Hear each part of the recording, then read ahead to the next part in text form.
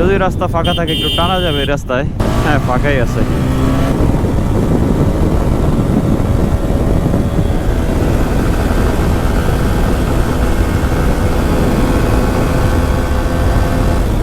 রাস্তাতে যাতায়াত করেন বা একবার হইলেও গেছেন, তাতে সারা জীবন মনে থাকবে এই রাস্তার কথা। এই রাস্তা আর এখন দেখেন রাস্তাটা ঠিক করে দিছে, 10-15 সেকেন্ডেই পার হয়ে যেতে পারতেছি। উত্তরা দক্ষিণ করতেছি, এই রাস্তা পার হচ্ছি। Uttara centre, bye bye. সামনের এই রাস্তাটার কথা যারা নিয়মিত এই রাস্তাতে যাতায়াত করেন বা একবার হইলেও গেছেন, তাতে সারা জীবন মনে থাকবে এই রাস্তার কথা। এই রাস্তা কেউ বলতেই পারবো না। তার কারণ হচ্ছে এত পরিমাণ বাজে অবস্থা ছিল, যেই পরিমাণ ভাঙা ছিল এই রাস্তায়, কি বলবো। 5 থেকে 10 মিনিট সময় লেগে যেত মাত্র হাফ কিলো বা 750 মিটারের মতো একটা রাস্তা।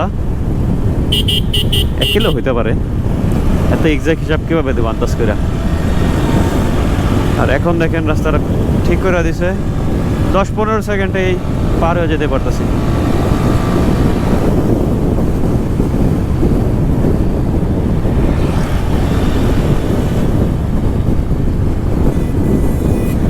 ওয়াও,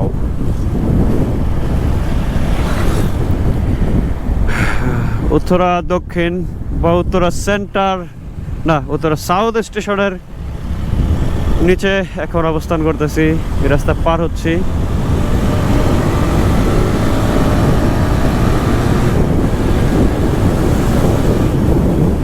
যদি রাস্তা ফাঁকা থাকে একটু টানা যাবে এই রাস্তায়। আর টানবো কিভাবে?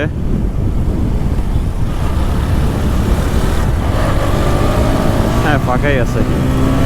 কত উঠবো, কত উঠবে?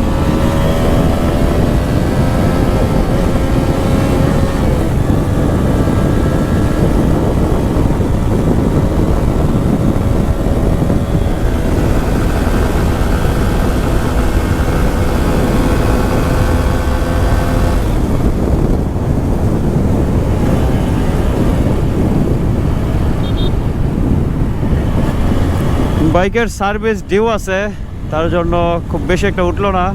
112 112 পর্যন্ত উঠাইতে পারছি। আর যদি সার্ভিসটা দেওয়া থাকতো তাহলে অনায়াসে 20-25 সে জায়গায় উঠে যায়।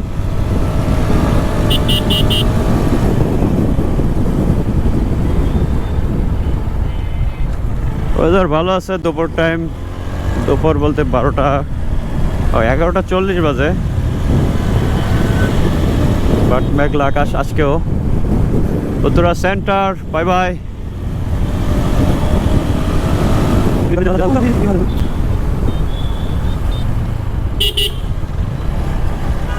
রাস্তা ফাঁকাই আছে।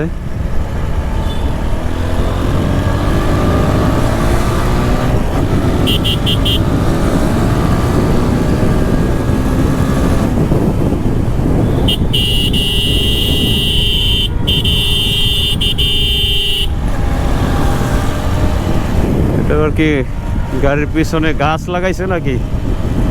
আরে গাছ নিয়ে যাইতেছে, ওইটাই বুঝাইতে চাইছি।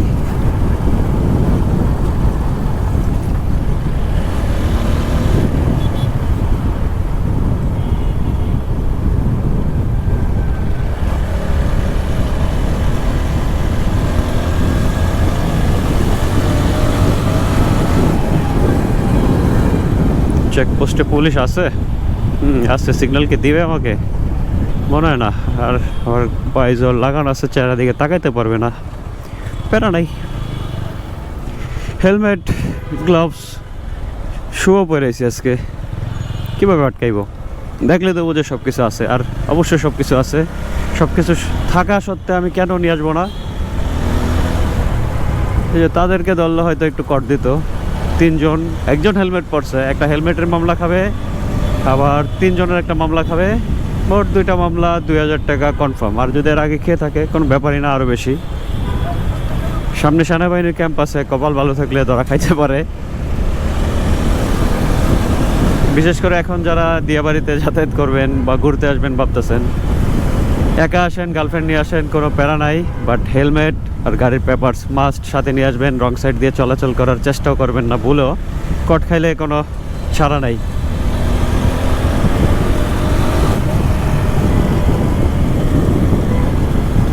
নর্থ স্টেশন পারে এখন মেট্রো ডিপোতে প্রবেশ করতেছি। এখন ডিপো পার হয়ে আমি গোল চত্বর দিয়ে ডানে ঢুকে যাব আমার এলাকায়।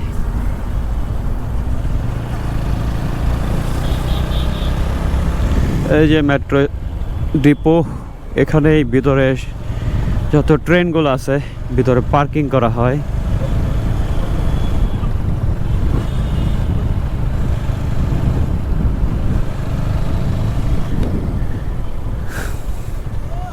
গোল চত্বরটা খুবই সুন্দর, ভিতরে দুইটা গাছ আছে, দুইটা না তিনটা, একটা ছোট চারা গাছ, এটা বড় হলেও এরকম হবে।